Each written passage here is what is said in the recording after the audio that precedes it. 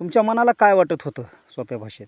आमच्या मनाला म्हणजे आता लोक हसत होते तर आम्हाला वाटत जाई की आमचं काय होईन कसं होईन. तरी बी धाडस करून आम्ही ते प्रयत्न केलेत. तनामंदी धन तन देई धन असे प्रयत्न केलेत आम्ही. आता हा चिया जो लावला ते आम्ही तण म्हणून लावला होता, गवत म्हणून.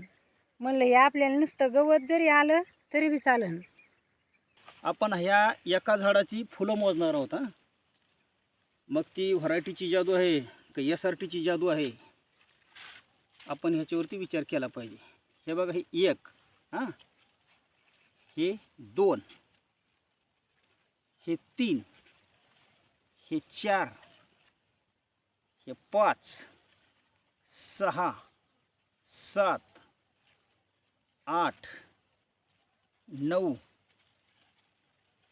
हे 10, हे 11, हे 12, 13, 14, 15, 16, 17, हे 18वं मुख्य फूल.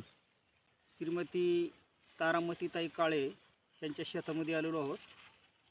तर चिया अधिक कांदा, थोडासा तिथं लसणाचा सुद्धा ह्यांनी प्लॉट केला आहे.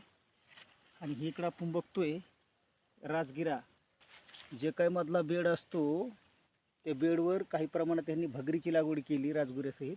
आणि तो चियासुद्धा दाखव.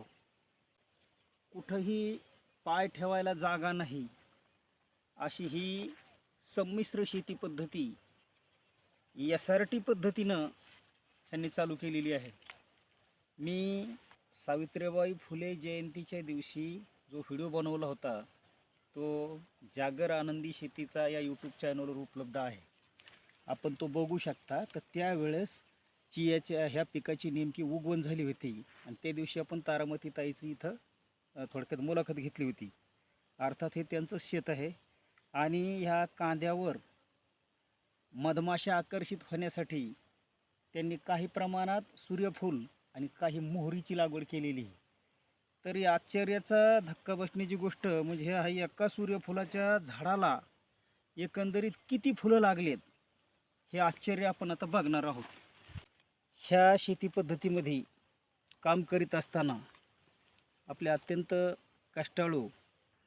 नमस्कार, माझं नाव तारामती बालाजी काळे, राहणार बाबुलतारा, तालुका परतूर, जिल्हा जालना. SRT माझं पहिलंच वर्ष आहे.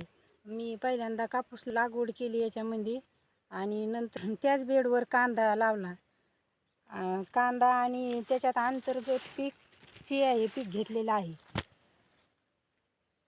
तर ह्याच्यामधून सुरुवातीला हे तुम्ही करीत असताना तुम्हाला बऱ्याचशा लोकांना निगेटिव्ह केलं असेल, येता जाता हे असं तुम्ही कशा पद्धतीनं पीक घेताय, काय करताय ह्या संदर्भात. तर अशा पद्धतीनं हे जे तुरीचे आपण धसकटं बघतो, तुम्ही त्या फांद्या कापून त्यावेळेस खूप थंडी असल्यामुळं तुम्ही त्या जनावराला खाऊ घातल्या, पण तूरसुद्धा त्यांनी बुडापासून उपटून घेतलेली नाही. ती काहीच तूरसुद्धा तशी ठेवलेली. आता कुठलीही याला खुरपण देखील ह्यांनी केलेली नाही, तणनाशकसुद्धा फवारलेलं नाही. फक्त जे जास्तीचं तण काही थोड्या प्रमाणात आलं होतं ते त्यांनी उपटून घेऊन जागीच टाकून दिलं. फक्त कोणतं जे पिकाला खऱ्या अर्थानं अडचण करतं अशा पद्धतीचं तण त्यांनी फक्त उपटून घेतलं होतं आणि ते अशा प्रकारे आता इथं वाळत आहे. हे असे असंख्य तुरीचे धसकटं, ज्याला आमच्याकडे तूट म्हणतो, त्या तुटीवर त्यांना कपाशीमध्ये लावले होते, ते तसे ठेवले. कारण त्याच्यासुद्धा पिवळ्या फुलावर मधमाशी आकर्षित होते.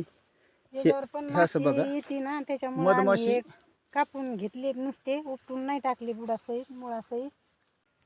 हे बघा, सूर्यफुलाचे सुद्धा काही झाडं आपल्याला दिसतील इथं. आता फिरता न आल्यामुळं व्यवस्थित आपल्याला दाखवता येत नाही बघा मित्रांनो. माझ्या नातेवाईकाला मी हे सांगू इच्छिते की आपण सर्वांनी SRT करावं. मेहनत कमी करावी लागते याच्यात आणि खर्च पण कमी होतो. तर हे तंत्र विकसित करणारे आपले कोण आहेत? आपले भडसावळे दादा. शाब्बास. तर त्यांना तुम्ही काय सांगू शकता? चिपळूणकर दादा आणि भडसावळे दादा ह्यांनी हे तंत्र आपल्यासारख्या सर्वसामान्य शेतकऱ्याच्या हातामध्ये दिलं आणि आपल्या जिल्ह्यातली विशेष करून खास काम करणारी टीम सतत अग्रेसर राहती, चांगले चांगले व्हिडिओ आपल्यापर्यंत पोहोचवती, वेळोवेळी आपल्याला मार्गदर्शनसुद्धा करते. तर त्यांच्याबद्दल तुम्ही काय सांगणार? त्यांनी मार्गदर्शन केलं म्हणूनच आपण SRT मध्ये गेलोत ना.